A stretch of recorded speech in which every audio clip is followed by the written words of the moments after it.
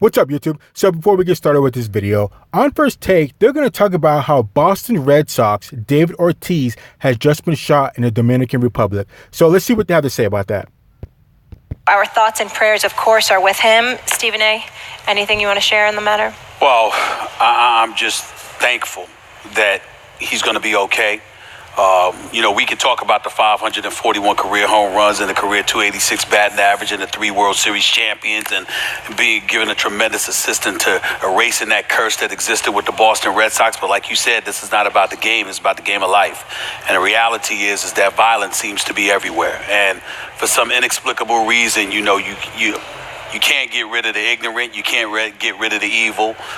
We hope, not just as American citizens, but Canadian citizens, the world over, as just human beings, that you could ultimately eradicate this from our society. But unfortunately, no matter where you turn, evil just seems to be everywhere. And for this man, somebody to shoot this man in the back, you're talking about a guy, Max, that is philanthropic, very charitable with his time, his energy, his efforts, particularly to those in the Dominican Republic. One of my best buddies, my guy Juvie, that's here, they're always protecting me. He's from the Dominican. Anybody that knows anything about Big Papi will tell you what a wonderful, wonderful human being he is and how much he cares about folks there. And that's why I do think it was a beautiful, beautiful thing that the person, the assailant in all of this, the crowd that was there ultimately caught him and beat him down and held him until the authorities got there to take him to the hospital before ultimately being arrested. So, there's a lot more love than hate in this world. Unfortunately, the hate that we see, unfortunately, definitely comes to the mind's eye because somehow, some way, we managed to experience that.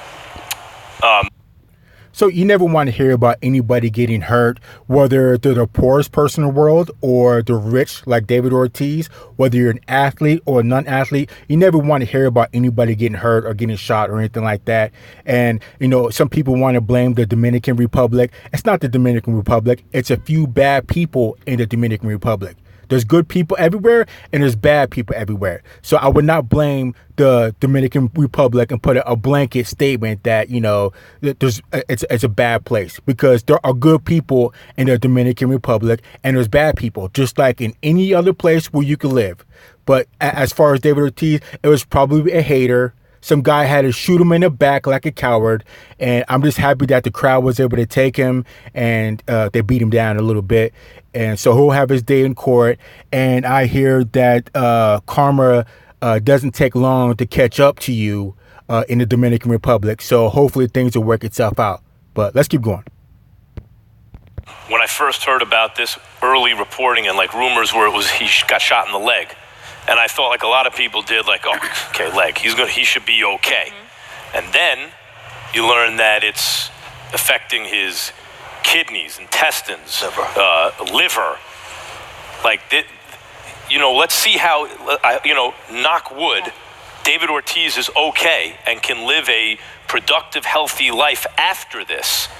But you imagine that he's going to have to suffer some real consequences of the behavior of this lunatic, in an ongoing way.